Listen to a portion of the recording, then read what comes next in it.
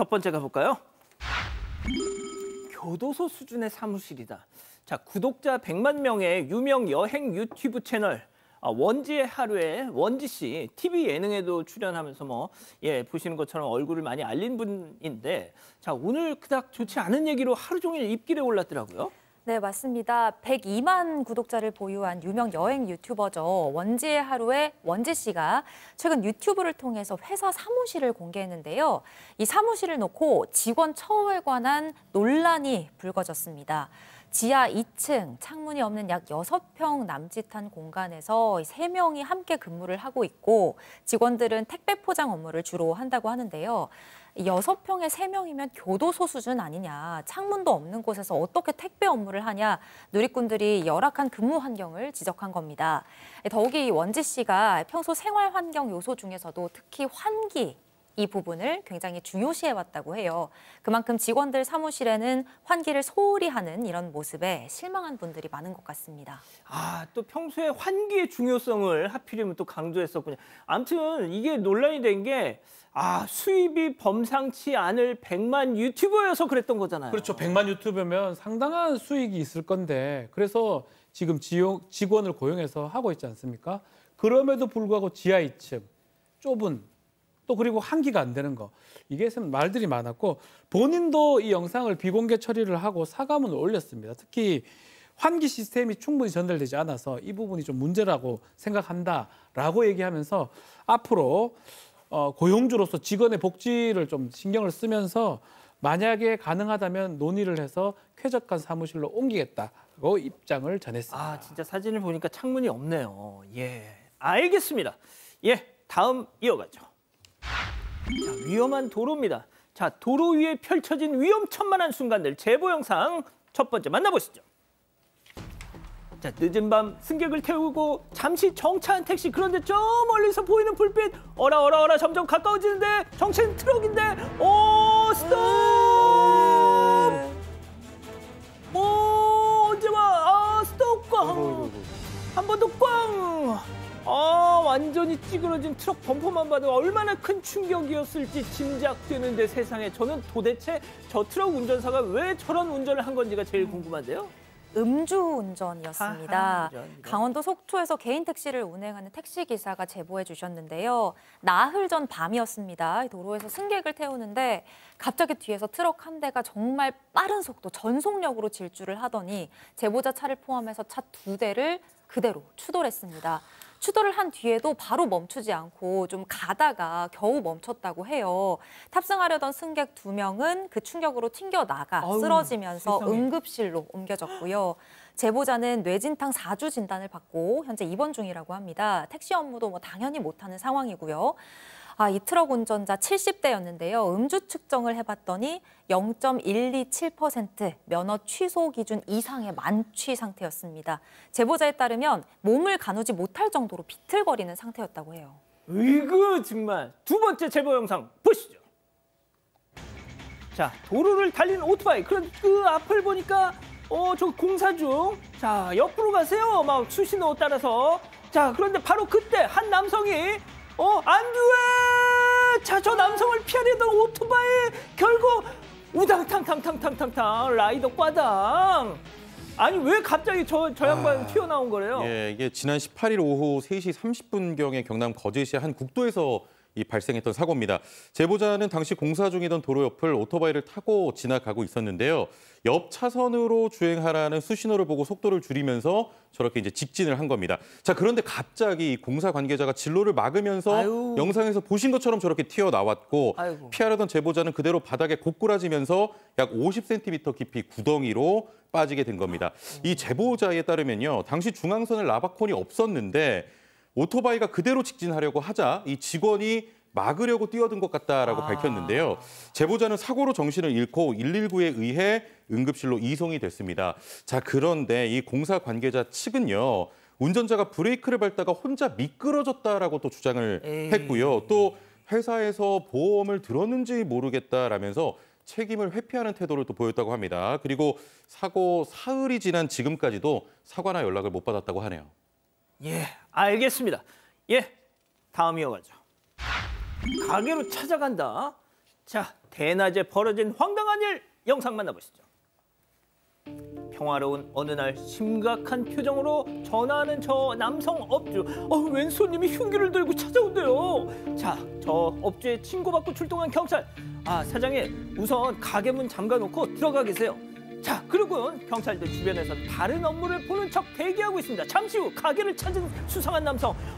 뒷짐진 손에 무언가가. 야이씨, 이거 왜 안 열려? 빨리 문 열어. 자, 문을 부수려던 바로 그 순간. 아저씨, 잠깐만. 다가온 경찰이 뒤에서 휙! 역시나 손에 들었던 건 흉기였던 것. 결국 현행범 체포 엔딩. 이거 어떻게 된 상황이죠? 네, 그러니까요. 진짜로 흉기를 들고 찾아온 사람이 있었는데요. 지난 9월에 부산의 한 음식점에서 발생한 사건입니다. 식당을 영업 중이던 이 업주께서 한 남성으로부터 전화를 받게 되는데 막 항의를 하는 거예요. 내가 어저께 배달 앱으로 음식을 시켰는데 음식 배달이 안 됐다 막 이러는 거예요. 업주께서는 어제는 저희가 휴무였습니다. 그리고 그렇게 뭐 주문한 것도 없었으니까 다시 한번 확인해 보세요 라고 얘기를 했어요. 그랬더니 계속 항의를 하면서 내가 지금 찾아갈 거다, 가만두지 않겠다 막 이러면서 흉기도 가져갈 거다 막 이러면서 얘기를 했어요. 업주께서 경찰에 바로 신고를 했습니다. 그러니까 경찰이 저렇게 문을 닫고 있어라 뭐 이렇게 얘기를 해준 거예요. 그리고 문을 닫고 있고 경찰은 근처에서 대기를 했는데 진짜로 저렇게 온 겁니다. 그리고 나중에 체포하고 봤더니 흉기가 23.5cm의 진짜 흉기였다고 합니다. 박 변호사님, 네. 경찰이 바로 앞에서 대기하고 있는데 세상에 흉기 들고 간 저 정신 나간 인간. 네, 경찰인데 왜 저럴까요? 네, 맞습니다. 술을 마셨어요. 진짜. 음주를 했기 때문에 저런 게 가능하지 않았을까? 맨정신이었으면 경찰 있는데. 그러면 모르겠어요. 일단은 술이 챘기 때문에 더 그런 행동을 했던 거고 위험한 물건으로 막 때리고 이렇게 하려고 했기 때문에 특수협박죄가 되고요. 경찰이 바로 현행범으로 체포를 했고요. 구속 송치된 상황입니다. 경찰 잘하셨습니다. 좋습니다. 마지막 사연으로 가보죠. 피아노 금지령. 자, 집단 지성의 판단을 받아보고 싶으시다면서 제보해 주신 사연 함께 들어보시죠. 안녕하세요. 저는 타운하우스에 사는 50대 여성입니다. 저희 딸이 매일 1시간 정도 집에서 피아노 연습을 하는데요. 최대한 잔잔한 곡만 연주하고 저녁 7시 이후에는 아예 못 치게 하고 있습니다. 그런데 피아노를 칠 때마다 아래층 할아버지께서 관리실에 민원을 넣으세요. 한두 번도 아니고 칠 때마다 매번 민원을 넣으십니다. 그러다 관리실 직원분께 너무 죄송해서 하루는 제가 직접 아래층에 내려가 봤어요. 그 딸내미 피아노 소리가 얼마나 큰지 한번 들어보쇼. 들리긴 하는데 그래도 이 정도면 좀 잔잔한 수준 아닌가요? 잔잔? 내가 곧 80이요. 스트레스 받아서 꿈자리가 뒤숭숭하다고. 할아버님, 저희 딸이 피아노를 워낙 좋아해서 낮에만 칠게요. 조금만 좋게 봐주시면 안 될까요? 낮이고 밤이고. 치지 말라고, 나 죽겠다. 결국 관리소장님 중재하에 그날 자리는 급히 마무리됐는데요. 그 이후로도 할아버지는 피아노를 칠 때마다 관리실에 민원을 넣으시고요. 심지어 요즘은 일부러 천장을 쾅쾅 치시기도 합니다. 적게 칠한 것도 아니고 아예 치지 말라고 하시니까 정말 답답할 따름인데요. 대체 어떻게 해결하면 좋을까요? 자, 기다리고 기다리셨던 부처 핸즈업 타임 6천여 분의 우리 가족 여러분들 채팅창에 OX로 함께 참여해 보시죠. 먼저 할아버지인데요. 이것도 이 사투리 연기가 필요해서 혹시 부조 우리 박지훈 변호사님 좀 잡아주실 수 있나요? 자, 박 변호사님 부탁합니다. 뭐라고? 뭐 어쩌면 좋겠냐고? 몰라서 묻나? 어이? 딸내미 학원에서 연습을 하다가 오라 카이. 그 간단한 걸 뭐하러 나한테 묻노? 어이? 내 진짜 주는 거 보고 싶나? 동그라미. 동그라미. 동그라미? 하여튼 어쩔 수 없게 들었어요. 진짜? 좋습니다. 다음 사연자예요. 저 좀 잡아주세요. 아니, 어르신, 소년딸도 없어요. 낮에 친다고요. 댁에 가서 제가 들어보니까 생활소음 정도던데. 아니, 그러면 숨은 어떻게 쉬신대? 시끄러워서. 어지간히 좀 하세요, X. 자, 일단 최영진 평론가님. 저 할아버지 입장 때문에 동그라미 했다가 우리 박지훈 변호사 연기 때문에 너무 얄미워가지고 X를 할 뻔하긴 했는데 모르겠습니다. 좀 층간소음 때문에 이제 워낙에 또 예민한 문제이기도 하고 여러 가지 또 사건이 발생을 하는데 어찌됐건 그 할아버지 집에 가서 들어보니까 들린다는 겁니다. 결국 원인 제공은 이 피아노를 치는 쪽에 있다고 봐요. 그래서 이게 굉장히 또 스트레스거든요. 매일 1시간씩 이렇게 피아노 소리가 들린다?